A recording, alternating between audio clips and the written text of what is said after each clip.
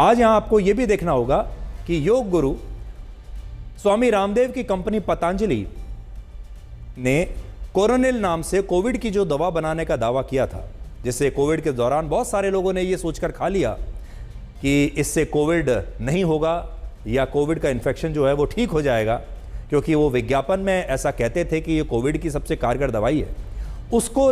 उसके विज्ञापनों को लंबी बहस के बाद सुप्रीम कोर्ट ने भ्रामक माना और बाबा रामदेव को इन विज्ञापनों के लिए सार्वजनिक रूप से माफी मांगनी पड़ी।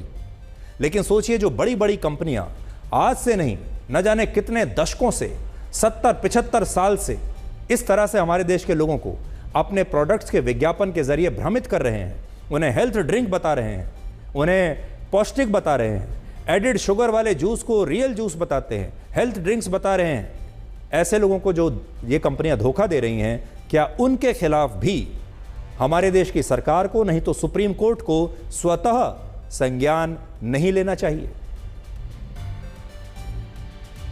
भारत में आज से सिर्फ 3 दशक पहले तक ज्यादातर लोग बाहर का खाना खाते ही नहीं थे। ये एक बड़ा नया दौर है जो पिछले 25-30 साल से शुरू हुआ है। और अचार तो एक ऐसी चीज थी जो घर में बनाया जाता था। बाहर का अचार तो लोग खाते ही नहीं थे, हर घर में अचार बनता था। लेकिन अब अचार से लेकर नमकीन, बिस्किट, जूस, चिप्स, सब कुछ बाजार से खरीद कर लोग खा रहे हैं। पैकेट बंद सामान आता है, जबकि भारत के पास खाने से जुड़ी हजारों वर्ष पुरानी परंपराएं हैं, संस्कृति है, जहां कुछ किलोमीटर की दूरी पर भाषा और बोलियों के साथ भोजन और व्यंजन भी मौसम के हिसाब से बदल जाते हैं।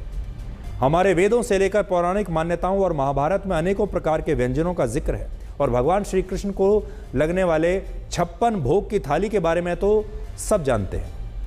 लेकिन इसके बावजूद आज हमारे देश के लोग पश्चिमी देशों से इतने प्रभावित हैं कि उन्होंने अपने मूल भोजन को छोड़कर अल्ट्रा प्रोसेस्ड फूड आइटम्स को अपनी किचन का हिस्सा बना लिया है। और इसका सबसे बड़ा कारण है वही विज्ञापन जिनके जरिए बड़ी बड़ी कंपनियां बड़े बड़े फिल्म स्टार्स और खिलाड़ियों को लेकर देश की जनता को भ्रमित करती हैं। और इन्हीं विज्ञापनों के आधार पर भारत सरकार ने अब ये नया फैसला लिया है। देखिए, खरीद तो आप अब भी सकते हैं, लेकिन अब इन्हें हेल्थ ड्रिंक के नाम पर आप नहीं खरीद पाएंगे। भारत में कोई भी हेल्थ ड्रिंक की कैटेगरी एफएसएस एक्ट में बनाई ही नहीं गई है। यानी कि चाहे वो जूस हो पैकेज्ड, चाहे वो कोई पाउडर बेस्ड ड्रिंक हो पैकेज्ड, या कोई भी इस तरीके का पैकेट बेस्ड कोई भी पेय पदार्थ या कोई पाउडर जो पेय पदार्थ के रूप में उपयोग किया जा सके, उसको भारत में हेल्थ ड्रिंक कह ही नहीं सकते। भारत सरकार के कॉमर्स मंत्रालय ने ये एडवाइजरी सभी ई प्लेटफॉर्म्स को जारी की है कि कोई भी हेल्थ ड्रिंक की कैटेगरी ही प्लेटफॉर्म पे नहीं होगी।